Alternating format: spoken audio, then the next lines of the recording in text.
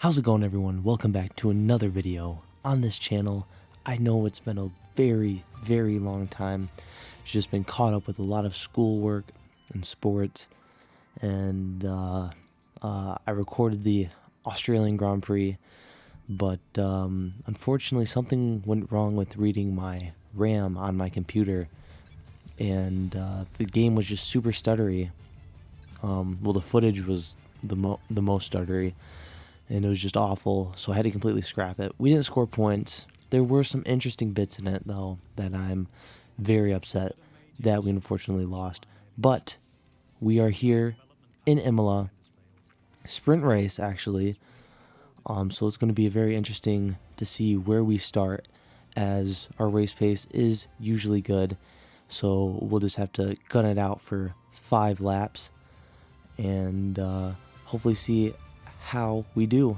And just to catch you guys up, last race I do believe we got a sponsor, and it's basically just the Equinox sponsor, I believe, which is scoring 1 point, 1 championship point in a weekend. And as we are now in qualifying, again, qualifying still very hard in this car, still very heavy. We haven't been able to upgrade a terrible amount, especially with the aerodynamics. As you guys saw, one of our things failed. Very unfortunate, because we definitely need aerodynamics, because we're not fast down the straights, and we're not very aerodynamic, just overall heavy car. So it's still, I do believe we have the potential to score points here. I'm very comfortable around this track. Raced around here in league racing, so I have practice. As you can see there, we get a little bit snappy, but I do believe footage from that was a little bit corrupt as I cut to this. Yeah, because one of the things did get corrupt, and also one of the reasons this video took so long was because I had to figure out why DaVinci wasn't exporting MP4s properly. So in the process of me trying to figure it out, some of the qualifying footage did get corrupt, but I figured it out. I think it was because some parts were just super long, and DaVinci isn't a big fan of MP4s, so I had to export it as a .mov, which is 100 times bigger. Like, just doing the race was 100 gigabytes compared to maybe, I think it was 11 gigabytes on MP4. So very big, but qualifying, very disappointing.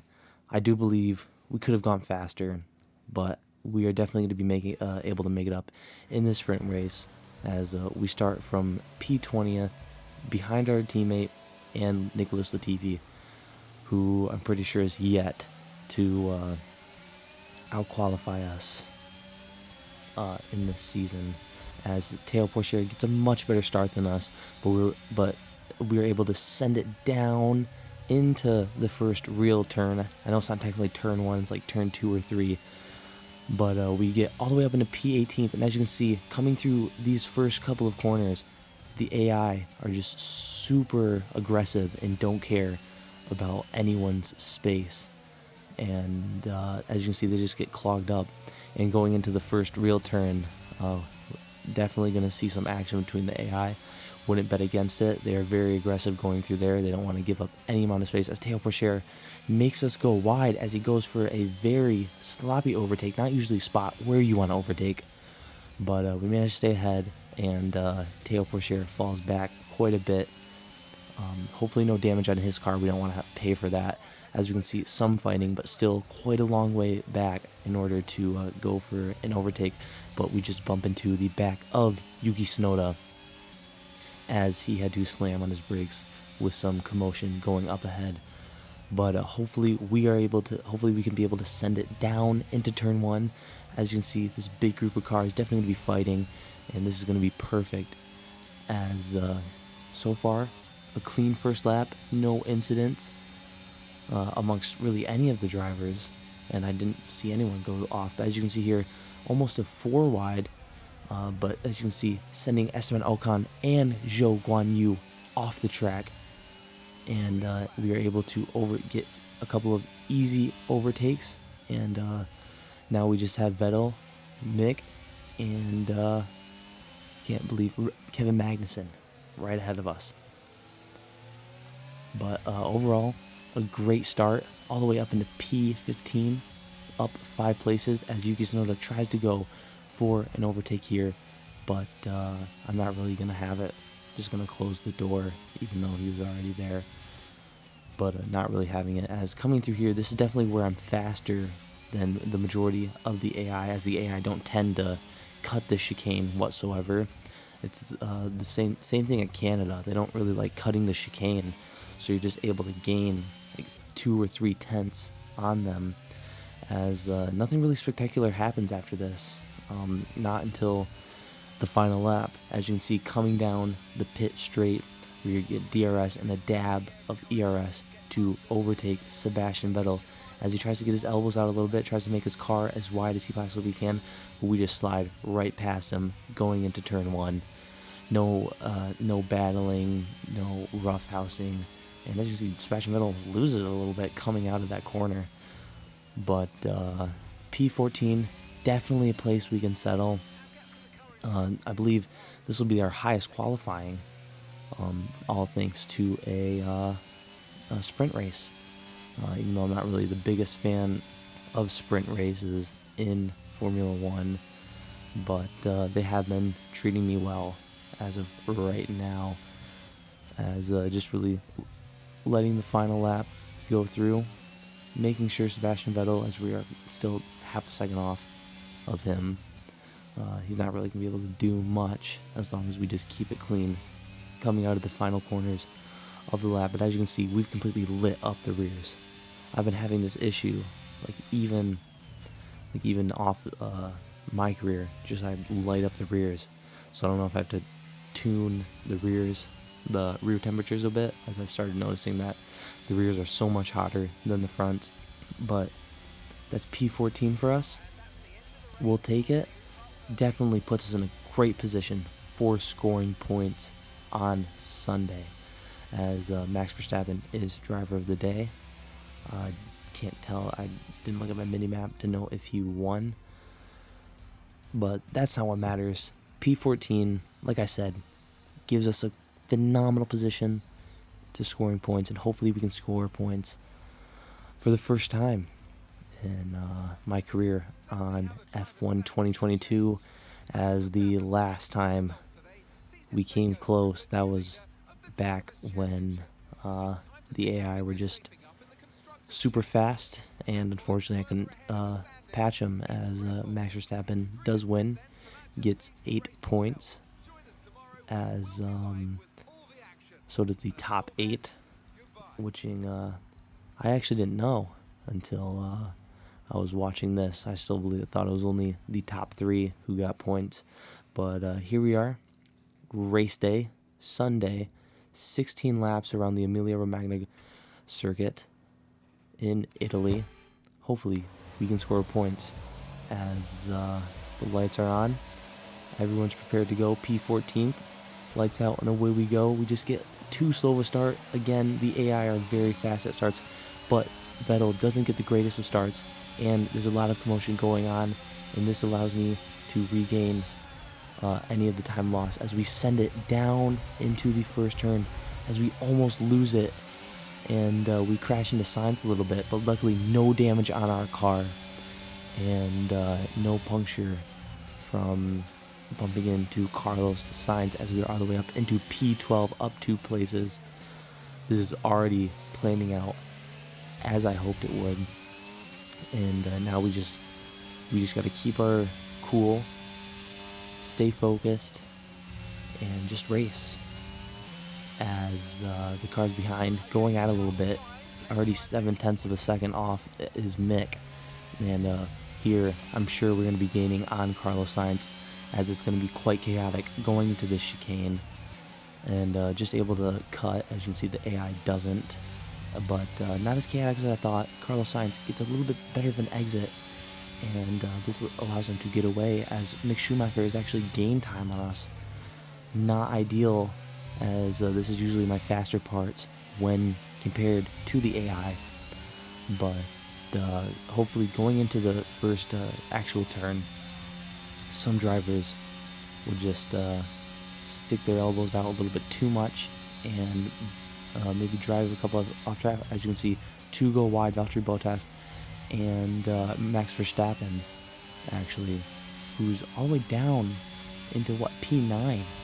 Don't know what he's doing down there winning the sprint race. Must have had an awful start, or maybe must have been bumped off during lap 1 as Mick Schumacher is looking for an overtake, but nowhere really to overtake coming between those turns as we take the ideal line as Mick tries to go for it down here, but I'm able to close the door and I just go a little bit wide looking at my mirrors, and this puts us down into a second off of Carlos Sainz. Not ideal. We need to stay within the DRS range as Carlos Sainz seems to try to go for it, but we can see a little bit of a lockup actually, and we are able to gain 0.3 of a second from that, and actually kind of lose Mick a little bit, and we're just gonna have to see again coming down in turn 1.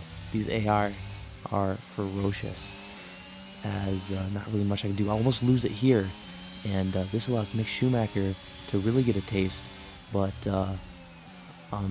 he actually loses it. As we can see in our mirrors, he loses it. I can't really tell if this was my fault because he kind of lost it in the middle of the corners, as I accidentally pressed the wrong button on my steering wheel that caused the instant replay. That was an accident. But that's very interesting. He actually stays in this race, and they call out a full safety car, and we're actually probably going to pit this lap. It would make sense for Mark not to send it out as the best decision. Actually, I believe he's already sent it out. But as you can see here, the rear wheels just lit up, and P12 almost sent it into Valtteri, who brakes a little bit too hard for my liking, but easy free pit stop. As you can see, the Ferrari did not stop. Very interesting, as a lot of teams, I'm sure, are double stacking, such as the Mercedes and Red Bulls and Alpines. But we have to slow down for Lando Norris a little bit. But this game does not have any pit stop penalties aside from speeding, so he gets away with that. But we stay P12. Don't lose your gain. Pretty good for the restart onto the cold mediums, so this is going to give us plenty of time to heat them up as the safety car is in at the end of lap 6. Now we just got to get our foot on the gas at the right time, but not too much. We don't want to spin out, and hopefully we have these tires up to temperature, and we're able to get a much better start than Valtteri Bottas. And this race is really folding into our hands, and it's looking like a promising points finish as the leaders resume the race.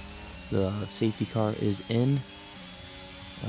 As we are coming around, green light, we are able to overtake, and it doesn't seem that anyone seems to be battling coming down the straight, so it's probably going to be a pretty tame as we send it on Valtteri, and we're able to just get a little bit faster coming out of that corner and into the next, and this allows us to slingshot past Valtteri, and now we just got to work on making our way up towards Pierre Gasly and Carlos Sainz in the group that follows. Okay, this video cannot be more painful to make. As I was recording the audio for this, of course my computer crashes. Luckily, kept most of the audio, but yeah, if you guys hear a little bit of humming, that's my computer. Basically, I probably did do the smartest thing as we go on for Pure Gasly, but I didn't do the smartest thing, and I kind of covered it up with a blanket because it was making too much of a loud noise. And I didn't feel like going into my BIOS and lowering my fan. But we got a nice overtake on Pure Gasly. This moves us up. Oh, wait. This is lap 17. It deleted most of the audio. I had audio up until the final lap. Never mind. We went for a nice overtake on Pierre Gasly. Now we just got to focus on Fernando Alonso. As you can see here, almost 3 wide. We have to cut across the chicane, and this doesn't help us at all as Pierre Gasly starts attacking us. And coming into these few corners, Pierre Gasly kind of has to slam on his brakes with Alonso and the group ahead, and this allows us to re-overtake him as we try to stick our elbows out, but very hard to overtake around that corner, as usually the driver ahead stays ahead unless kind of dive bomb down the inside. But luckily Pierre Gasly didn't try overtaking around there, otherwise that would be the 3rd time someone's tried to overtake me through a spot you probably shouldn't overtake. But coming down this straight, we send it down the inside of Alonso. Not the cleanest overtake. Alonso has to cut the chicane, and yeah, not the cleanest overtake on my part. Definitely could have been executed much better. Probably should have waited till the main straight or here. But now we just need to focus on Carlos Sainz and the groups ahead, as we don't get any DRS coming down the pit straight. This is going to leave us vulnerable to Fernando Alonso, who's already gaining on us ever so slightly, but I do not think it's going to be enough to try to overtake coming in to turn 1, and luckily we stay ahead. But yeah, now we just need to focus on Carlos Sainz and overtaking him, and this is about where the audio cut off. I didn't make it to the final lap. I was just exaggerating. This was kind of where the audio, but as you can see, rear tires lit up, especially right rear, by just now 2% as we come out of that corner. Quite shaky, but as you can see, double wide, Lando Norris, George Russell, and Lando Norris causes George Russell to go off the track, and this gives us a free overtake. Just basically handed it to us, and Alonso tries to send it down, but we slam the door very hard. Not treating Fernando Alonso very nicely around here. Feel bad. Definitely one of my favorite drivers. But now, as you can see, Lando Norris, or Carlos Sainz, has been able to overtake Lando. So now it's just our job to send it down on Lando. Coming in, we're about to start the final lap down the main straight. Hopefully we do get DRS here. This is going to help us counteract the DRS that Lando Norris will have, but he's just too close to really fight. And as you can see, 0 ERS, used it all up trying to defend, but we still stay ahead of Lando Norris, so I don't know if he used up all of his as well, or just chose not to use any of his at all. But Fernando Alonso and Lando Norris creeping up behind me, but hopefully these two can start going at each other, and this will allow me to stay ahead. But P5 as Lando Norris sends it down the inside, and I didn't really notice it until it was a bit too late, kind of bump into him, but luckily no damage on my car, and I didn't see any damage on his car as we go wide here. But Lando Norris still definitely within striking range on us, and this is definitely going to be down to the wire, maybe not as close as Sebastian Vettel and Fernando Alonso in Japan, but Lando Norris tries sending it down here. We just kind of take a super wonky racing line, and Lando Norris definitely going to send it down here as we kind of squeeze him off. I really want this P5, and we squeeze him off there, and there's not really much you can do. nearly 5/10 of a second off. And just like that, for the first time in F1 2022, we score points on MyTeam career mode. Absolutely phenomenal. Max Verstappen, driver of the day, started P10. I don't know where he ended up now, but absolutely phenomenal. Hard race. Definitely wasn't my cleanest race. Had a couple of incidents. Of course, the safety car helped us out a decent amount. Definitely don't think we would have gotten P5 if there wasn't a safety car. So this is going to very much help us in the Constructors' Championship. There's not really much we can do in the Drivers' Championship, as our teammate Teo Porcher did not score points, obviously. And we actually gained an extra 125k from our sponsors. What a race, what a video to create. Just, oh man. I mean, I don't really have much to say anymore. Please like, subscribe, tell me what you guys want to see next, and I'll see you in the next one. Peace.